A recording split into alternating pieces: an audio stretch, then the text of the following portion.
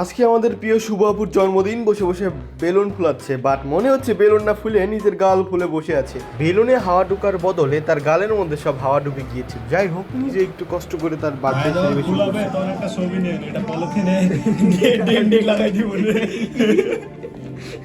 তার birthday background এবং আমাদের অগুছালো রুম গুছানোর জন্য আমাদের বড় ভাই আমাদের বাসায় চলে এসেছে বিনা দাওয়াতে। গাইস, মজা করলাম, আসলে তাকে দাওয়াত দেওয়া হয়েছিল। সাজানো হচ্ছে আমাদের রুম। বার্থডে শেষ হওয়ার পরে কোথায় দিব আমরা ঘুম, কারণ রুম তো ময়লা হয়ে যাবে আগরবাতি, ঝাড়বাতি এবং জড়ি টড়ি দিয়ে। তারপরে শুরু হলো আমাদের বার্থডে কেক কাটা।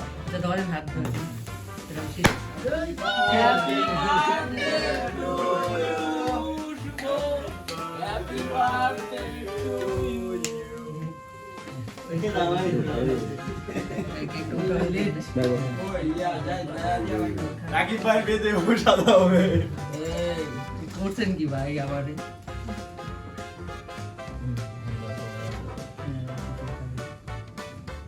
তুই খাসকে? আমি খাইতে, আমি খাওয়াই দিতাম সবাইকে। তুমি খাবা? হ্যাঁ।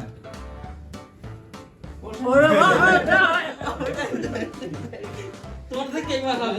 কারে কে খাবে? ধরো আপনি জানতে তো আমি ভাই না না, আমার বাগান লাগবে, আগে আমরা খাই। আমরা খাই। এই এগুলো চুকাই দিছে রে ভাই, গায়ে বসে। আমার কেক নষ্ট করতে হয় না। কি আরে কাটেও ঢুকছে রে। এই আমি কেকটা কাটো ভাই, সমস্যা নেই। এইদিকে কেক কাটা হচ্ছে খুবই মনোযোগ দিয়ে, এবং অনেক বিজ্ঞানী গবেষণা করছে কেকের পিস যেন বড় ছোট না হয়ে সমান হয়।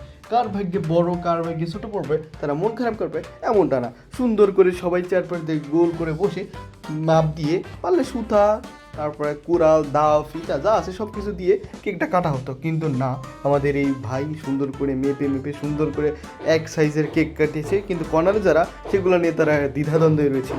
এখন সেগুলো কি করবে? সমস্যা নেই, বড় ভাই বলতেছে তাই যেটুকু বাসে ওইটুকু আমি খেয়ে ফেলি। তো খেতে খেতে সে সবটুকুকে খেয়ে ফেলেছে।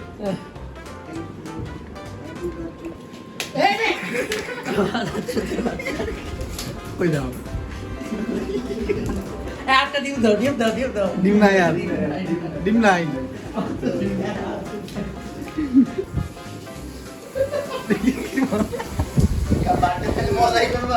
হ্যাঁ? এই পয়সা গুলো তুমি করবা।